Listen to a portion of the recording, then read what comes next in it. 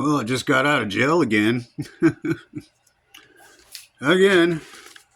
The guards started laughing. They said, "Why are you here every single week?"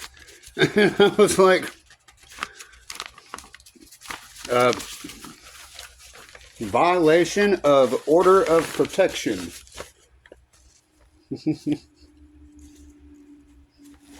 Misdemeanor. They said, "You have 3 counts of these in just the past month, as well as 2 other court dates." I said, "I know." They arrested the wrong person. One of my best friends I've known since my 20s. Okay. Her name's Leah. Her name's Grumpy. Okay, we call her Grumpy. She said, "Brian, I can see you shaking." I said, "Yeah, I'm going through alcohol withdrawal." And she said, "Listen, I told you that I'll help you with this, okay? And you need to start taking better care of your health. You're getting too old for this." I said, "I know. I've been sweating and freezing all night in the holding tank with 20 other men for a day and a half." And she's like, "Okay." She said, "All right." She said, "Listen, you know I love you, okay? But I need you to go to rehab if you need to. Go to some meetings." She said, "You know, I haven't drank in over 15 years." I said, "No, I didn't know that." I said, "I lost some bad habits too along the way. Benzo addiction, cocaine addiction, things like that, you know. But I met some really, really cool people. I met some famous people while I was in the holding tank with all those guys. We had a blast. We just talked the entire day and night. And it was a pleasure meeting those guys. Anyway, they're all in there on order of protection orders too. Anyway, this is one of my best friends, Grumpy. She looks like Dolly Parton, doesn't she? She said, I said, "Man, I need to get home and take a shower because I stink laying in that holding cell all day and night." She said, "Yes, you do." And she said, "I want to give you a hug, but you do stink, so let's just go like this." I said, "Okay." Anyway, they arrested the wrong person. All those charges are going to be recounted, and I'm not pleading guilty to any of the other ones, okay? And she said, "There's some things that you didn't understand about this." I said, "What's that?" She said, nobody in your family, and especially you, are allowed to have contact with them." I said, "Oh, well, we didn't know that."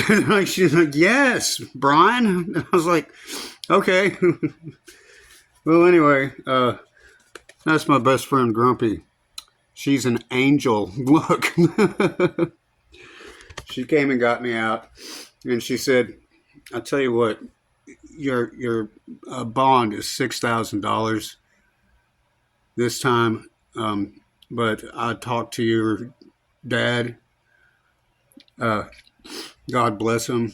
And he's working out in the yard, so I told him, listen, we're just gonna forget about this one, okay? And I'll get him out." And so this is my get out of jail free card. You don't get these very often. There it is. That's my get out of jail free card. She's a cowgirl. I gotta get cleaned up. I've been laying in the holding tank for over a day. And it's crazy too, because they're about to dress me out, you know, where you take a shower and you put on your jail clothes, you grab your mat and bag of goodies that they give you, and they take you upstairs. And as soon as they took me out of the holding tank, And I had my jail clothes right here next to me. I was like, okay, I guess I'm fixing to go take a shower with that delousing shit they put on you and dress out in my jail clothes. And an officer came over to me and she said, Mr. McGee, come here. I said, what's up? She said, here, sign this. And I said, okay. She said, I said, what is it? She said, this is so you can bond out of jail. I said, what? I said, it's a $6,000 bond, which means at 10%, it's $600. She said, I know. I said, what is happening right now? She said, I need you to fill this form out. She said, you got bonded out of jail. I was like, what?